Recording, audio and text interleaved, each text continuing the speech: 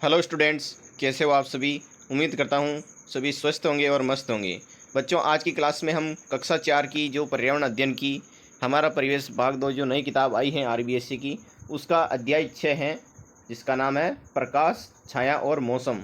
इस पार्ट को हम सबसे पहले क्या करेंगे, पढ़ेंगे, अच्छी तरह से समझेंगे। उसके बाद इसके जितने भी प्रश्न हैं उसके उत्तर इस वीडियो में हम देखेंगे। तो आपको क्या करना है, वीडियो को पूरा देखना है और पार्ट को समझने के प्रयास करना है। इस पार्ट के अंदर जो भी प्रश्न है वो उसके भी उत्तर मैं बताने वाला हूँ। तो शुरू करते हैं बिना देर के पाठ।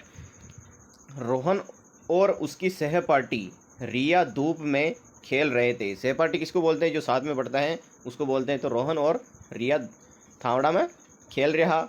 अचानक रोहन ने देखा कि उसकी छाया उसके साथ साथ चल रही हैं। उसने उछल कर देखा तो छाया भी उछली। तो रिया हंसते हुए बोली, अरे ये तो हमारी परछाई का जादू है। आप कहीं पे भी भाग जाओ, ये छाया है जो तुम्हारे पीछे ही आती रहेगी। उन्हें जिज्ञासा हुई कि छाया कब छोटी और कब लंबी होती हैं, क्योंकि छोटे बच्चे हैं, वो समझ नहीं पाते कि कब छोटी होती है और कब लंबी होती हैं छाया। उन्होंने अपने गुरुजी से पूछा, मार साहब ने पूछियो कि गुरुजी मुस्कुराए और बोले, आओ इसे खुद खोजें। सभी एक सफ़ेद कागज़ पर गत्ते के टुकड़ों की छाया देखने लगे। अरे, जब हमने गत्ते को घुमाया तो छाया भी बदल गई। रिया चौंक गई और दूरी बदली तो फिर छाया भी बदल गई। तो गुरुजी बोले, देखो, छाया सिर्फ धूप में ही नहीं, रात में भी रोशनी से बनती हैं। बच्चे रोमांचित थे, यानी कि वो उनको मज़ा आ रहा था उनको देखकर। उन्होंने सोचा कि वे रात में छाया बनाएंगे और छाया के रहस्य को देखेंगे। तो सामने दिए गए चित्रों में हाथ के पंजे और अंगुलियों से बनने वाली आकृतियां दिखाई गई हैं। आपको दिख रहा होगा, ये हाथ के पंजे और उनके जो आकृतियां बन रही हैं वो दिखाई गई हैं। क्या आपने कभी ऐसा करके देखा है? कभी आप भी ऐसा आकृतियां बनाई हैं? क्या आपके मित्र पहचान पाते हैं कि आपने कौन सा जानवर बनाया है? यानी कि जो चित्र आप कॉपी में बनाते हो वो आपका जो साथ में पढ़ने वाला वो मित्र बता सकता है कि ये किसका चित्र हो सकता है। आप कितनी और किस किस तरह की आकृतियाँ बना लेते हैं? अपने दोस्तों को बताना है कि मैं इतनी तरह की आकृतियाँ बना लेता हूँ। आपको दिख रहा होगा चित्र में कि अलग अलग आकृतियाँ हैं। इसमें कुत्ते की आकृति अलग है, तितली की अलग हैं, खरगोश की भी हैं, अलग अलग आकृतियाँ हैं, बिल्ली की भी हैं। छाया क्या होती हैं इसके बारे में भी जानते हैं। जब प्रकाश यानी कि लाइट किसी अपारदर्शी वस्तु से टकराता है, यानी कि अपारदर्शी बोलते हैं जिसको हम सामने मतलब दिखता नहीं है उसको बोलते हैं, उसके पीछे अंधेरा भाग बनता है जिसे छाया कहते हैं। अब इसका अगला पेज निकाल लेना है बच्चों, ये वाला पार्ट का। इसमें दे रखे हैं प्रश्न कि क्या आपने कभी छाया के साथ खेला है? तो धूप या टॉर्च की रोशनी में खड़े होकर देखोगे तो आपकी छाया कैसे बनेगी, ये प्रश्न है। यदि आपने हाथों से जानवरों की आकृतियाँ बनाओगे तो क्या आपके मित्र पहचान पाएंगे? तो बच्चों, इस पेज के जितने भी प्रश्न हैं मैं उसके उत्तर बताने वाला हूँ। तो देख सकते हैं, इसका पहला था कि क्या आपने कभी छाया के साथ खेला है? तो इसका उत्तर होगा हाँ। जब हम धूप या टॉर्च की रोशनी में खड़े होते हैं तो हमारी छाया बनती हैं। यदि हम अपने हाथों से जानवरों जैसी आकृति बनाते हैं तो उनकी छाया भी वैसे ही बन जाती हैं। ये इसका उत्तर हो गया।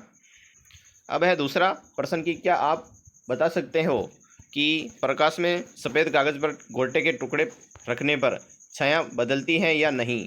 तो इसका उत्तर होगा हाँ, वस्तु के आकार और स्थिति बदलने पर छाया भी बदलती हैं। अगला प्रश्न, जब आप सुबह, दोपहर और शाम को सूरज के सामने खड़े होते हो तो छाया का आकार अलग अलग क्यों होता है? तो इसका उत्तर होगा सूरज की स्थिति बदलने के कारण छाया का आकार सुबह और शाम को लंबा तथा दोपहर में छोटा हो जाता है। ये इसका उत्तर हो जाएगा। अगला प्रश्न तीसरा, सोचकर उत्तर दीजिए, जिसमें पहला है दिन में छाया सबसे लंबी कब होती हैं? तो सुबह और शाम को छाया लंबी होती हैं। दूसरा प्रश्न, रात में छाया दिखती है या नहीं? क्यों नहीं दिखती है? क्योंकि रात में सूर्य का प्रकाश नहीं होता है, जब लाइट होगी तभी दिखेगी। तीसरा प्रश्न, आपकी सबसे बड़ी छाया आपसे कितने गुनी बड़ी होती है? इसका उत्तर होगा कभी कभी सुबह या शाम को छाया हमसे 2 से 3 गुना बड़ी हो जाती हैं। ये जो प्रश्न बता रहा हूँ ये पार्ट वाले हैं, अभ्यास कार्य वाले प्रश्न में पार्ट पूरा होने के बाद बताऊंगा।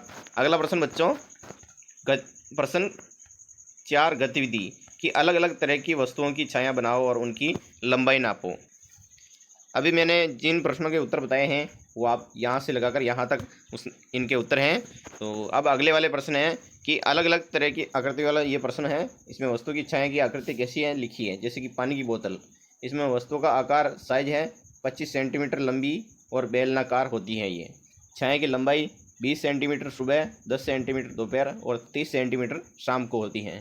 छाया की आकृति लंबी और बेलनाकार आकार में कम, लंबा आकार थोड़ा फैला हुआ होता है। अब इसमें जो खाली स्थान है उसमें क्या भरना है आप देख। उसी तरह है बच्चों गेंद, ये 10 सेंटीमीटर इसका व्यास होता है और ये गोलाकार होती है। सुबह इसकी जो लंबाई होती है सेंटीमीटर 15 सेंटीमीटर और दोपहर को होती है 8 सेंटीमीटर और शाम को होती है बच्चों 18 सेंटीमीटर और ये गोलाकार और थोड़ी लंबी फैली हुई होती हैं। अब है किताब के बारे में, तो इसकी छाया है 20 सेंटीमीटर इंटू 50 सेंटीमीटर आयताकार होती है किताब। सुबह 18 सेंटीमीटर इसकी छाया होती है, दोपहर को 10 सेंटीमीटर लंबी और शाम को 25 सेंटीमीटर होती हैं। आयताकार, कभी लंबी तो कभी छोटी होती हैं। अब है पेन, ये 14 सेंटीमीटर लंबा होता है, पतला, शाम को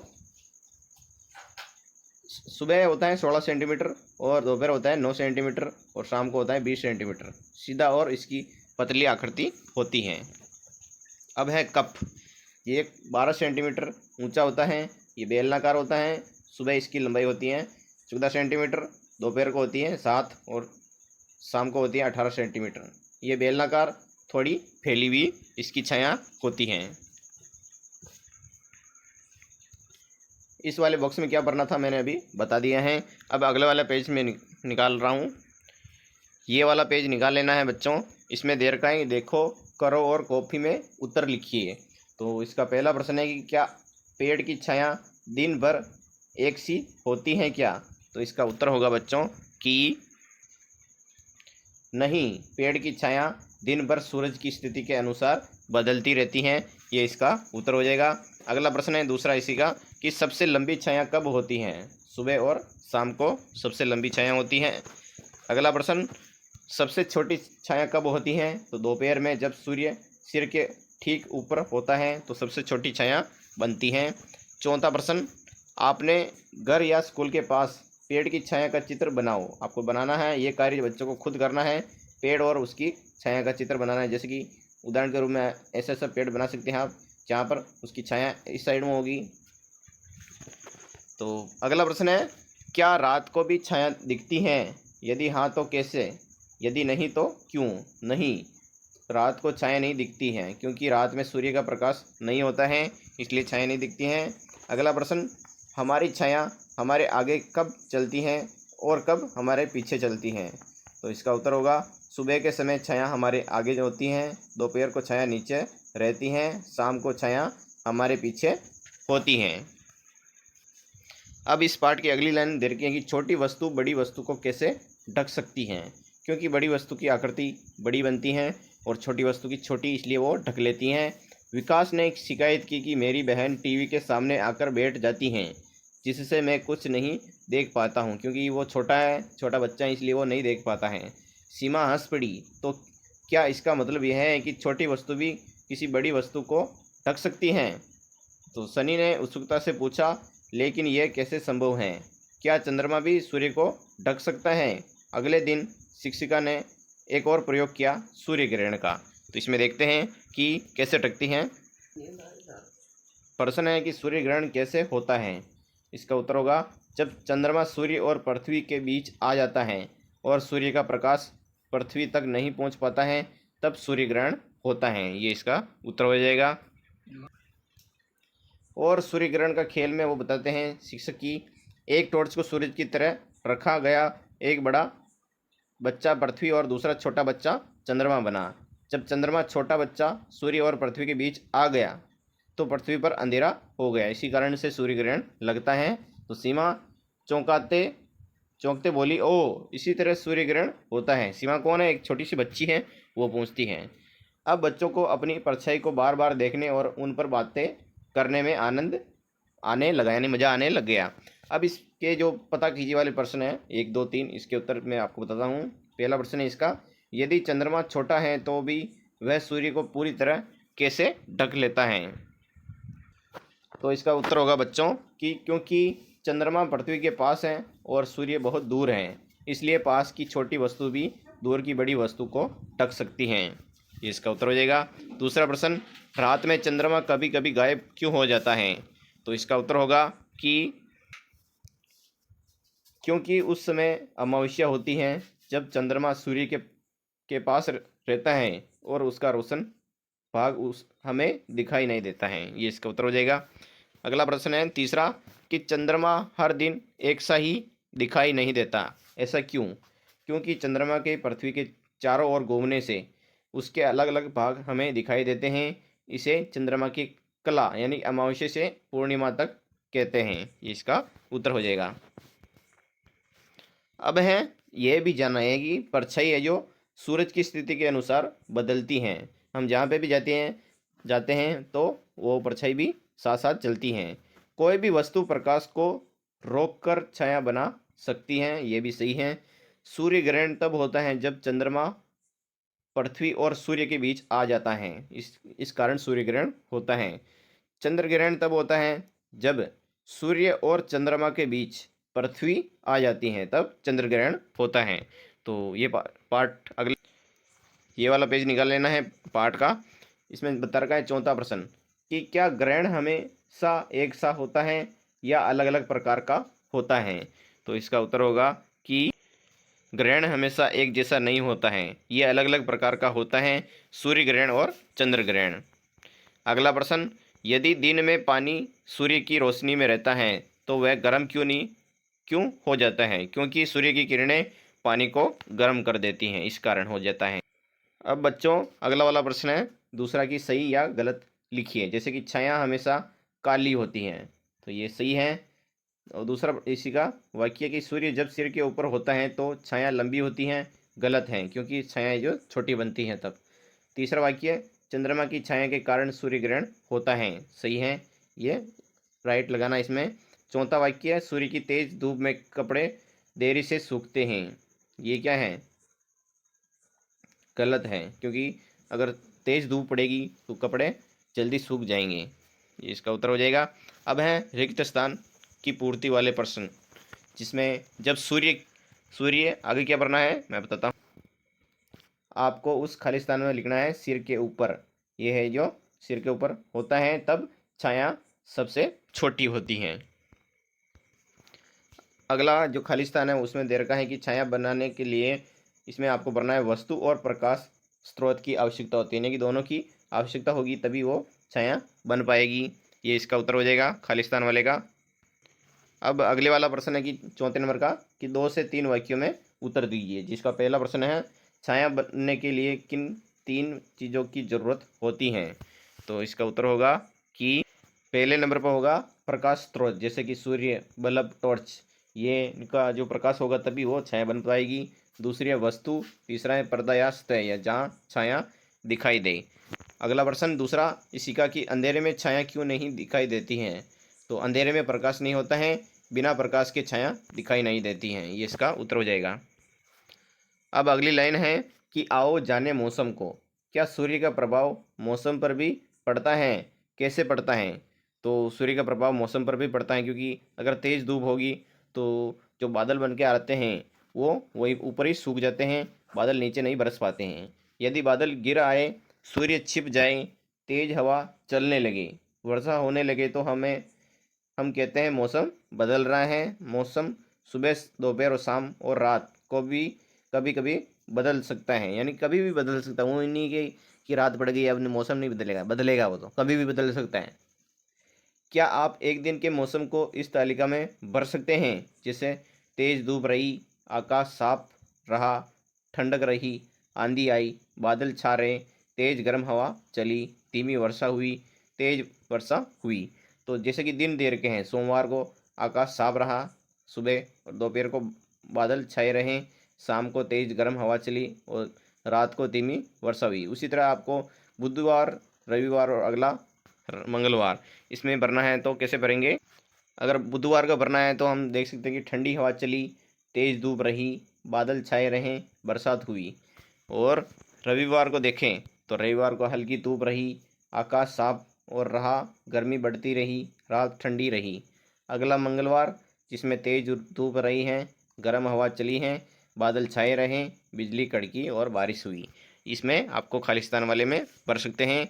तो ये वाला सारणी कंप्लीट हो जाएगी। अब अगला पेज निकाल लेना है पाठ का, जिसमें देर का है कि सावित्री ने सोमवार का विवरण इस तरह लिखा, यानी कि सोमवार के दिन को सुबह के समय आसमान एकदम साफ था।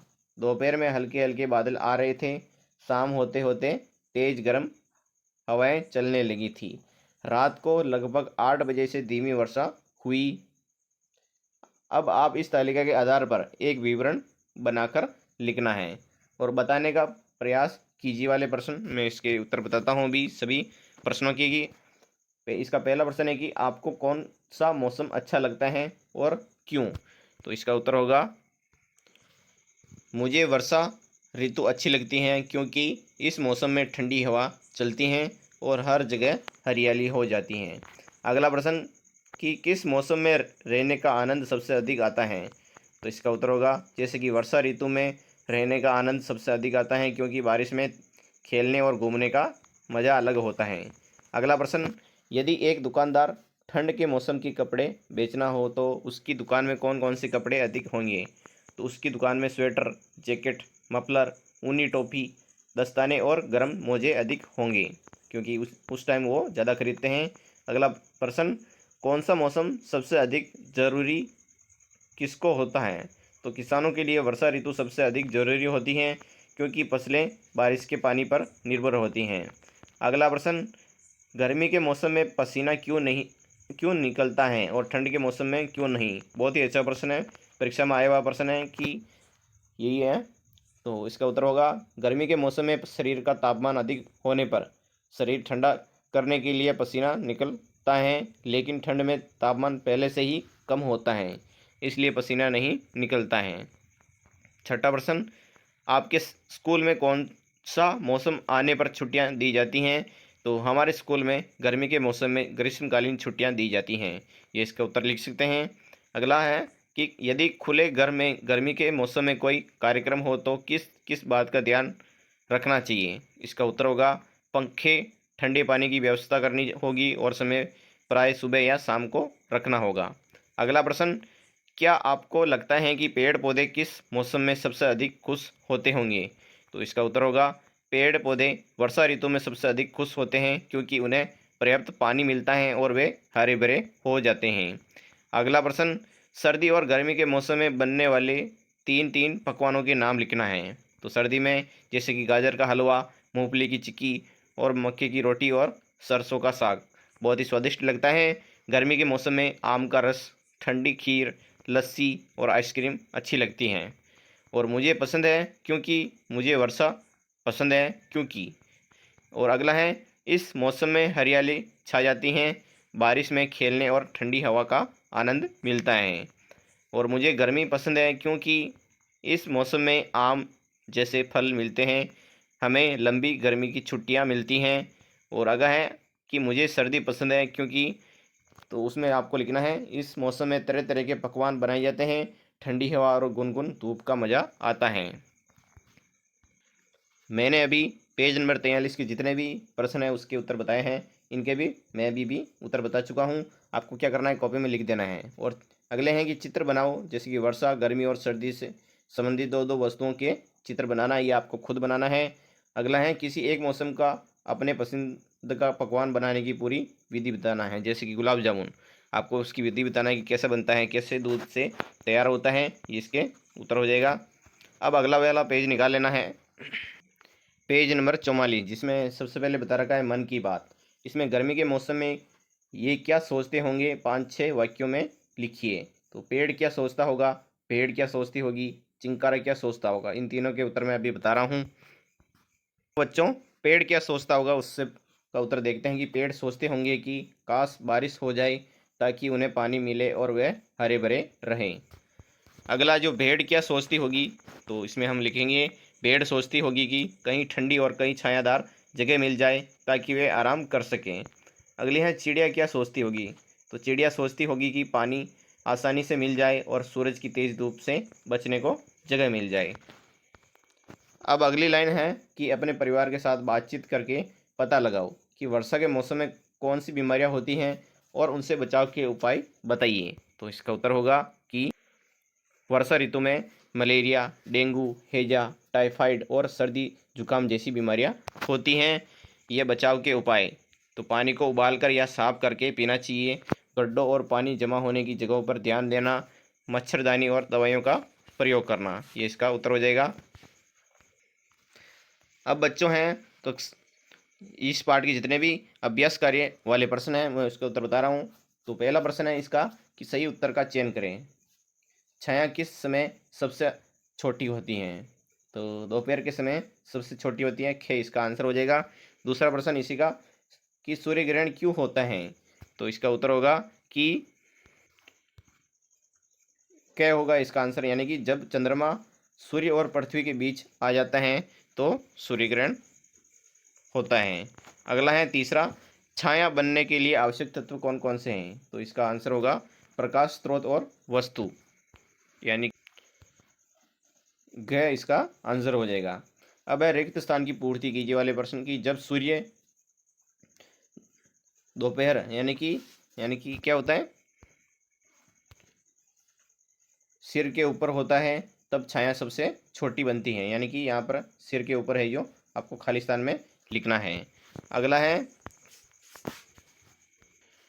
अगला वाला पेज के प्रश्न है कि छाया बनाने के लिए प्रकाश स्रोत की आवश्यकता होती है। यहाँ पे क्या लिखेंगे, प्रकाश लिखना है। प्रकाश कैसे लिखते हैं, प्रकाश स्रोत की आवश्यकता होती है, ये प्रकाश आपको क्या यहाँ पर लिखना है। तीसरा है, जब प्रकाश किसी वस्तु से टकराता है तो उसके पीछे क्या बनती हैं, छाया बनती हैं। छाया ये लिखा हुआ है, ये खाली स्थान में आपको चौथे के ये भर देना है। अब प्रश्न है मिलान कीजिए वाले, जिसमें स्तंभ ए और स्तंभ बी देर का है। सुबह के सूरज यहाँ पर सबसे लंबी छाया बनेगी, दोपहर में छोटी और रात में टॉर्च में कृत्रिम छाया बनेगी। ये ऐसे मिलान करने वाले थे, तो ऐसे मिलान करना है। अगले वाला प्रश्न है 2 से 3 वाक्यों 3 पंक्तियों अधिकतम 20-30 शब्दों में उत्तर लिखिए, जिसका पहला है छाया बनाने के लिए किन 3 स्रोतों की आवश्यकता होती है, तो इसका उत्तर होगा कि छाया बनाने के लिए 3 स्रोत हैं, प्रकाश स्रोत, वस्तु तथा पर्दा। इन तीनों के होने पर ही छाया बनती हैं। अगला वाला प्रश्न, सूर्य ग्रहण कैसे होता है, तो मैंने बताया था कि जब चंद्रमा पृथ्वी और सूर्य के बीच आ जाता है तो सूर्य का प्रकाश पृथ्वी पर नहीं पहुंच पाता, इसे सूर्य ग्रहण कहते हैं। तीसरा प्रश्न, दिन के समय छाया का आकार क्यों बदलता है, तो इसका उत्तर होगा दिन भर सूर्य की स्थिति बदलती रहती है, सुबह और शाम को छाया लंबी होती है जबकि दोपहर में छाया छोटी हो जाती है। चौथा प्रश्न, यदि किसी वस्तु का आकार बदल दिया जाए तो उसकी छाया भी बदलेगी या नहीं और क्यों, तो इसका उत्तर होगा हाँ, यदि वस्तु का आकार बदला जाए तो उसकी छाया भी उसी अनुसार बदल जाएगी, क्योंकि छाया वस्तु के आकार पर निर्भर करती हैं। अब है स्वयं कीजिए वाले प्रश्न, जिसका पहला है अलग अलग वस्तुओं की छाया बनाएं और उनकी लंबाई नापिए। उदाहरण के रूप में जैसे कि किताब की छाया, तो इसमें लगभग 10 सेंटीमीटर इसकी छाया बनेगी, और बोतल की छाया 15 सेंटीमीटर, पेंसिल की छाया 8 सेंटीमीटर। ये नाप प्रकाश स्रोत और दूरी के अनुसार बदल सकती हैं। आप टॉर्च या बल्ब की रोशनी में खुद बनाकर माप सकते हैं। अगला प्रश्न है दूसरा, अपने घर या विद्यालय के पास स्थित किसी पेड़ की छाया का चित्र बनाइए। तो चित्र आपको खुद को बनाना है कि धूप में खड़े पेड़ की छाया को ध्यान से देखें। कॉपी या चार्ट पर पेड़ बनाइए, फिर उसी दिशा में पेड़ की लंबाई या छोटी छाया बनाइए। पेड़ की छाया दिन के अलग अलग समय पर अलग अलग लंबाई बनेगी। तो बच्चों, वीडियो कैसा लगा है, अगर अच्छा लगा है तो लाइक एंड सब्सक्राइब करना ना भूलें, और अगर आपको दूसरे विषय के प्रश्न उत्तर लिखना है तो हमारे चैनल पर जाकर देख सकते हैं, हमने अलग अलग डाल रखे हैं। और एक विशेष काम करना है कमेंट बॉक्स में कि आप कौन कौन से जिले से ये वीडियो देख रहे हैं। तो मिलते हैं अगली वीडियो में। जय हिंद, जय भारत।